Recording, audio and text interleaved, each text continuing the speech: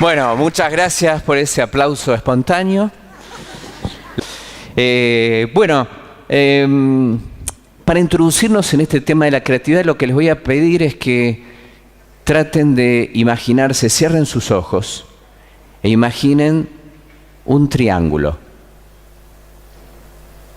¿Listo? Muy bien, abran sus ojos. ¿Quién imaginó el triángulo con la punta hacia arriba? Levante la mano. Bueno, prácticamente todo, baje la mano. Levante la mano quién lo dibujó o quién se lo imaginó con la punta hacia abajo o hacia un costado. 1, 2, 3. Bueno, después que terminemos la charla quiero hablar con ustedes. Nada, no es un problema grave, pero... No. De alguna manera, como verán, estamos condicionados a pensar que el triángulo, el icono que representa el triángulo, es con la punta hacia arriba. Esto da lugar a que nuestra forma de pensamiento ha sido condicionada. Hemos sido entrenados para pensar la realidad desde cierta perspectiva. Y creo que el comienzo o el inicio de cómo nuestra creatividad y nuestra imaginación va siendo filtrada o condicionada tiene que ver con nuestro ingreso en la escolaridad. Cuando dibujás un árbol en la escuela, el tronco lo tenés que dibujar de color marrón y la copa de color verde, muy bien. Y si dibujo un sol, tiene que ser de color amarillo, y si no tenés amarillo, sonaste, le tenés que pedir de al lado, pero el sol tiene que ser amarillo, aunque uno al atardecer se encuentre con un sol impresionante de color rosa o de color naranja. La realidad es mucho más creativa de lo que nosotros a veces podemos imaginar. Pero bueno, uno respondiendo a las fórmulas, a los datos, a las cifras, a las fechas, que es la forma en la que uno se va educando en muchas ocasiones, va de a poco limitando la capacidad de poder crear o imaginar por fuera de la caja, por fuera de los límites, por fuera de los paradigmas que condicionan nuestras formas de percibir la realidad. Pareciera que esto no termina en la escuela primaria, sino que esto continúa en la escuela secundaria y en la universidad, con esto de incorporar conocimientos o información como el elemento más valioso, en detrimento de la imaginación y la exploración. Por eso cuando terminamos una carrera universitaria, ¿sí?, tenemos un fuerte nivel de conocimiento y de información, pero no estamos entrenados para asociar, para combinar, para idear o pensar ideas disruptivas, originales, que hagan de nuestra profesión o de nuestra actividad algo distinto, algo que nos diferencie, algo que agregue valor. Pareciera que en el mundo adulto la única forma de recuperar la capacidad de soñar es a través del clonazepam, ¿no?, a través del ribotril. Pero me parece que no, que la creatividad la podemos entrenar, que sin duda la podemos entrenar. Vamos a ver algunas imágenes que tienen que ver con esto justamente, de cómo desarrollar la imaginación. Les voy a plantear algunas claves, ¿sí? Primer pregunta, ¿anotan sus ideas? ¿Sí? Levanten la mano, ¿quién anota sus ideas? Unos cuantos. Bueno, de todas maneras, el 50% anotan sus ideas. Tengamos en cuenta que estamos con un público muy particular que vienen a escuchar nuevas ideas. Pero habitualmente dentro de una empresa, dentro de una organización o dentro de cualquier otro ámbito, encontramos que hay muy poca gente que anota sus ideas. Y las ideas que uno no anota se evaporan, se diluyen, se olvidan. Yo siempre tengo un papel, o lo anoto en la computadora, o tengo un papel a mano para poder anotar mis ideas, ¿sí? Porque es fundamental tener algún elemento para poder anotar y que no se nos escapen las ideas. Yo acá anoto mis ideas que realmente son las que voy construyendo a lo largo del día y como verán, son ideas de alto vuelo, por eso se me escapan a veces, pero trato de tenerlas bien guardadas. Pero sin dudas el hecho de poder anotar tus ideas te va a permitir que aquellas ideas que tal vez no puedas implementar hoy, tal vez las puedas implementar mañana. Es muy probable que encuentres ideas que decís, hoy las situaciones no están dadas para poder implementarlas, pero anotalas, porque el día de mañana puede ser una idea que el contexto ha cambiado y que tal vez la puedas utilizar. Vamos a otra imagen. Desmistifica la creatividad como atributo exclusivo de los genios. Antes se creía que era una cuestión fenoménica, que tenía que ver con el eureka, que alguien se iluminaba porque las musas, hijas de Zeus, venían y el artista o el escritor o el compositor se inspiraba y le brotaba su imaginación y componía o pintaba o lo que sea. Hoy nos damos cuenta que no tiene que ver con una cuestión fenoménica o mágica, o esto del pensamiento mágico, sino que tiene que ver con un entrenamiento, como hablamos recién, con un modelo educativo, con lo que uno va desarrollando, con lo que uno va entrenando, ¿sí? Y que de alguna manera no tiene que ver con los grandes genios, sino con la gente común, con la disposición para poder buscar nuevas ideas, con la actitud que uno desarrolle para explorar y para poder imaginar. Y otro dato importante es que la creatividad no se desarrolla siempre de manera aislada. Hace una semana leí un artículo que decía que las mejores ideas se generan en soledad. Permítame disentir en este punto, porque creo que sí habrá momentos donde uno puede tener buenas ideas, pero la realidad es que más allá de las ideas que pueda generar por cuenta propia, hay ideas que se pueden producir en la interacción con otro. ¿Sí? De todas maneras, la palabra genios también es como para analizar. Da mucho para hablar del tema, pero los genios a veces tienen sus particularidades, ¿no? Ser un genio en algo implica tal vez que uno deposita mucha libido, mucha energía, mucha pasión en un tema, y tal vez estamos descuidando otros aspectos que tengan que ver con nuestra vida personal, nuestra vida social. De hecho, ha habido grandes genios como han sido Einstein, Newton, Miguel Ángel, que han padecido de algún trastorno antisocial, como es el síndrome de Asperger, ¿no? Que es una especie de autismo, por llamarlo de alguna manera, ¿sí? Donde en general son reacios al contacto con la gente y tal vez apasionados por inventar algo, por componer una obra, dedican todo su tiempo y viven de manera aislada tratando de producir un gran caudal de obras o de investigaciones. Vamos a otra imagen. Encuentra las oportunidades en un contexto dinámico y competitivo, ¿sí? ¿Por qué desaparecieron los dinosaurios? Los dinosaurios desaparecieron porque no pudieron mutar genéticamente, no pudieron adaptarse a las nuevas condiciones del clima, ¿sí? No pudieron cambiar su código genético para adaptarse, por lo tanto desaparecieron. No fueron los dinosaurios los únicos en desaparecer. Son un alto porcentaje de las especies que han desaparecido, pero los dinosaurios es tal vez el caso más resonante.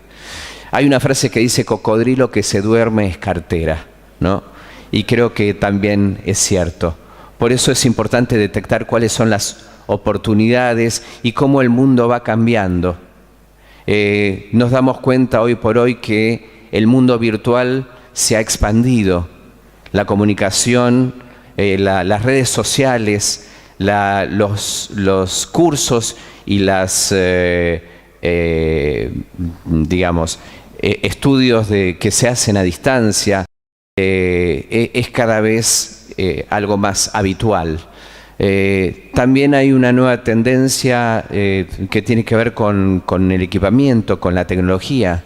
Se supone que el 47% de las profesiones van a desaparecer en los próximos 20 años. Hay 700 actividades o puestos de trabajo o profesiones que van a desaparecer. Por ejemplo, el cajero del supermercado, el que te cobra el peaje, ciertas actividades de venta. Todo está cambiando y lo que era antes es distinto de lo que pasa hoy. Por eso hay que interpretar que estamos en este contexto dinámico que abre, por un lado, oportunidades si uno es lo suficientemente previsor para poder anticiparse a esos cambios, pero si uno no es previsor en un contexto dinámico, lo más probable es que esos cambios, que son inevitables, se nos conviertan en amenazas. Sostiene una actitud inquisitiva acerca de los paradigmas que gobiernan la percepción de tu realidad. Lo cierto es que estamos inmersos dentro de ciertos paradigmas, de ciertas formas de concebir la realidad, de percibir la realidad, que es una forma, que es un filtro a través del cual nosotros percibimos, pero la realidad es una construcción subjetiva. Cada uno de nosotros puede tener una percepción diferente y es distinta a la realidad que percibimos nosotros desde la Argentina a la que pueden percibir desde el Medio Oriente, ¿sí? Lo cierto es que la realidad por sí misma es un elemento perdido y que siempre es percibida por un sujeto. Y esa forma de percibir la realidad puede ser reinventada o puede ser modificada. Bien. Toma a la creatividad como parte de la cultura de vida. La creatividad o el desarrollo de nuevas ideas no es solamente cuando estamos en crisis o cuando nos va mal o cuando no estamos vendiendo o cuando estamos en problemas. La creatividad debe ser parte de tu cultura, de tu forma de vida. Así como sabemos que es importante ir al gimnasio y mantenerse en forma o comer sano, la creatividad también debiera formar parte de nuestra cultura, ¿sí? Es una constante de estar preguntando, en un contexto dinámico y cambiante y altamente competitivo, es necesario que la creatividad o el desarrollo de ideas lo hagamos de manera cotidiana. Insisto, no solamente en los momentos de crisis, porque en los momentos de crisis es mucho más difícil innovar o cambiar. Entonces, cuando estamos en la crisis no cambiamos porque tenemos miedo. Y cuando estamos bien no cambiamos porque estamos bien. Entonces, ¿para cuándo buscar nuevas perspectivas? ¿Para cuándo buscar nuevas ideas y buscar nuevos caminos? ¿Sí? Por eso digo, incorporemos la creatividad como parte de la cultura cotidiana. Busca tu singularidad. Crea tu propio cóctel. Trata de integrar, de amalgamar tus pasiones con tus conocimientos, con tu información, con tus habilidades. Seguramente si lográs condensar, amalgamar, integrar todos estos elementos, logres encontrar tu singularidad y logres al mismo tiempo de poder diferenciarte, también logres de alguna manera encontrar algo que te apasione, algo que te represente. El compromiso emocional es fundamental para llevar las ideas adelante. Si tienes colaboradores en tu trabajo, aprovecha su capital intelectual. Aquellos que tienen un microemprendimiento o sus empresas, entiendan que la creatividad no tiene que ver con las ideas que uno mismo propone solamente. La creatividad o el ser creativo uno es aprovechar el capital intelectual, el capital creativo que tengo dentro de mi entorno, dentro de mi organización, con mis colaboradores. Antes las grandes empresas se comían a las chicas. Hoy las dinámicas se devoran a las lentas. Ya no es una cuestión de tamaño, es una cuestión de velocidad. Y la velocidad me la va a dar si aprovecho mi capital humano para poder estar detectando las nuevas tendencias y estar buscando nuevas oportunidades. Para lo cual, por supuesto que hay que ocuparse, seriamente de crear canales de comunicación para que todos tengan las oportunidades de aportar ideas y al mismo tiempo lograr comprometer, implicar y responsabilizar a la gente que trabaja con nosotros, que las ideas no vienen de investigación y desarrollo o de marketing o solamente de mi lugar, que las ideas tienen que ver con cada uno de los que conforman parte de la organización. ¿Sí? Bien. Utiliza el potencial de las técnicas de creatividad. Hay técnicas de creatividad. Es cierto, uno puede caminar por la calle, se le pueden ocurrir un montón de cosas, pero hay técnicas de creatividad. ¿Sí? Y las técnicas potencian el pensamiento creativo. Desarrollan o impulsan a pensar de una determinada manera que de otro modo tal vez esas ideas nunca hubieran surgido. Insisto, algunos piensan que utilizar técnicas condicionan o estructuran, pero en realidad muchas veces las técnicas son liberadoras. Por otra parte, en muchas ramas del arte, las técnicas son fundamentales. Identifica tus obstáculos externos e internos para lograr superarlos. Siempre hay obstáculos. A veces tendrá que ver con lo socioeconómico, con el mercado en el que estamos y pensamos que nuestras ideas en ese momento puntual no van a funcionar, ¿no? Bueno, es una alternativa. Pero también hay otros obstáculos que tal vez tengan que ver con tu familia, con tu socio, que tal vez no tiene las mismas aspiraciones de crecer o asumir los mismos riesgos. Puede ser tu madre o tu padre, puede ser tu marido, puede ser tu mujer. Pero el principal obstáculo es uno mismo. La mirada a veces sesgada o pesimista o negativa que tenemos acerca de nuestras propias ideas. Puede ser que la idea sea muy buena, pero nuestra percepción acerca de ella es negativa. Entonces hay que poder tener registro. Bien.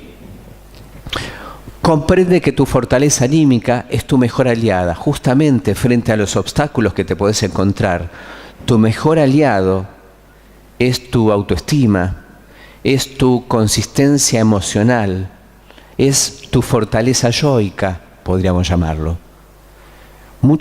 He trabajado con muchos emprendedores durante muchos años, elaborando o trabajando en sus proyectos de emprendimiento.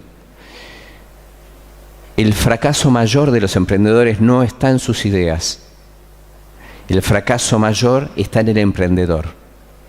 Las ideas pueden ser buenas, pero quienes fracasan a veces son los emprendedores, quienes no están convencidos, buscan, dilatan el encuentro con la realidad y finalmente el proyecto fracasa.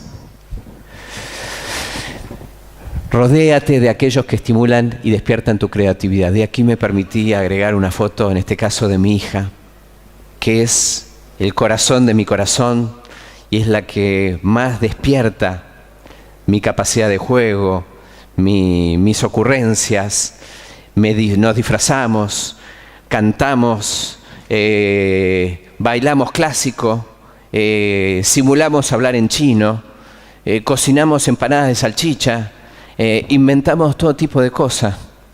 Y a veces los hijos, en este caso, son un fuerte estímulo para salirte de lo habitual, de lo conocido, de lo que siempre haces, desestructurarte y volver a recuperar la capacidad de juego. El juego desde lo físico y el juego desde el pensamiento. Y este entrenamiento te va a ayudar también a llevarlo a otros campos, como puede ser el campo de tu trabajo. Evita la postergación. Lo perfecto es enemigo de lo posible. Así que las ideas, si uno va a estar buscando la perfección, lo más probable es que dilate el encuentro con ponerlas en la práctica. Y tiene una ventaja, un beneficio secundario, hablaríamos en términos de psicología. ¿Cuál es el beneficio secundario de postergar, de no realizarla? El beneficio es que no me desilusiono. Mientras las ideas quedan en potencial, en que se podría llegar a ser, yo me gustaría ser, como todavía no lo hice, no me frustro. Entonces, digo, primero voy a hacer la página web, después voy a hacer esto, después voy a contactarme con fulano, y así es como uno va postergando el encuentro con la realidad, porque cuando pones en práctica tus ideas, puede ser que tengas éxito o puede ser que te desilusiones. Incorpora la incertidumbre, el riesgo y la tolerancia a la frustración como parte de tus habilidades creativas. La habilidad creativa no es solamente imaginar nuevas ideas.